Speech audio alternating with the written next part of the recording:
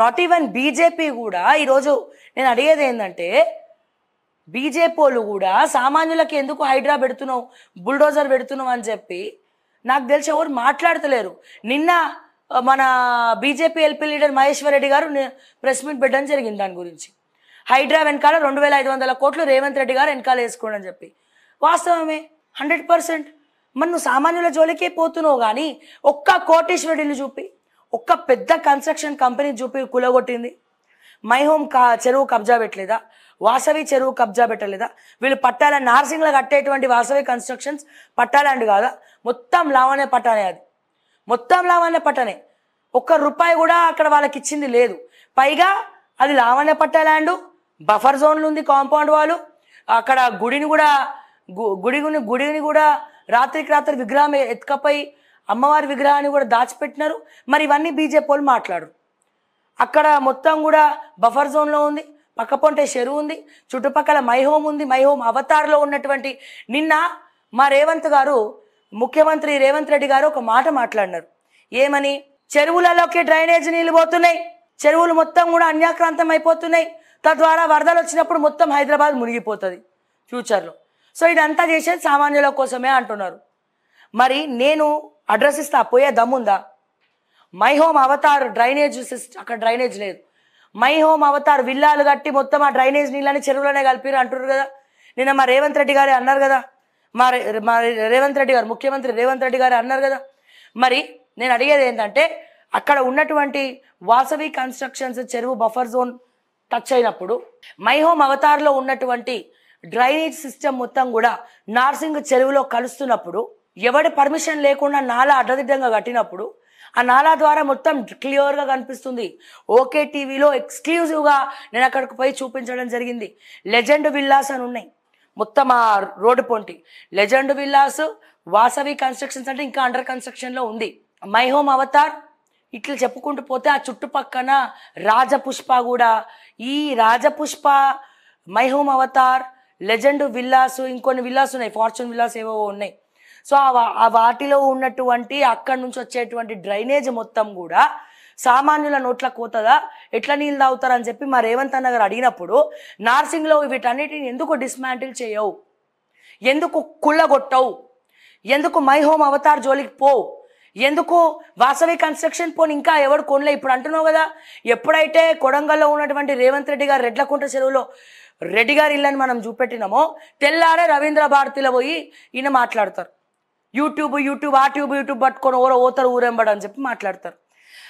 ఎప్పుడైతే ఈ live promo release చేసినామో, Ranganath గారు అంటారు, ఎవరైతే ఇల్లు కట్టుకొని ఉంటున్నారో వాళ్ళ జోలికి పోము, అండర్ కన్స్ట్రక్షన్ ఉన్న వాళ్ళే పోతున్నాం అంటారు. సరే, మై హోమ్ అవతారు మీ దృష్టిలో ఆల్రెడీ కట్టినారు, అక్కడ ఉన్నారని అనుకుందాం. వాసవోడు ఇంకా కడుతున్నాడు కదా, మరి పోయి బుల్డోజర్ పెట్టి అక్కడ చూపి, మీకు దమ్ముంటే ప్రతాపాలు వాసవి ఓడి మీద చూపియండి, వర్టెక్స్ ఓడి మీద చూపియండి, రాజపుష్ప మీద చూపియండి. వాళ్ళ మీద ఎందుకు చూపియారు సార్?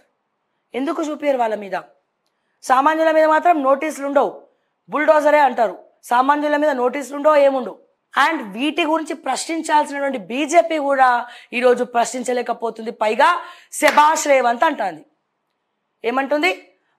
మా రంగనాథ్ గారు, మన రఘునందన్ రావు లాంటి వాళ్ళు, మా కొంతమంది లీడర్స్ ఉన్నారు.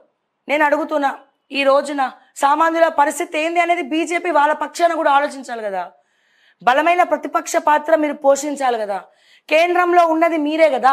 రాష్ట్రంలో ఇంత జరుగుతుంటే నేనేమంటున్నా, హైడ్రా అనేది మంచి బాడీ అయి ఉండొచ్చు, కానీ 2500 కోట్ల రూపాయలు వెనకాల అమ్ముడు అయినారు.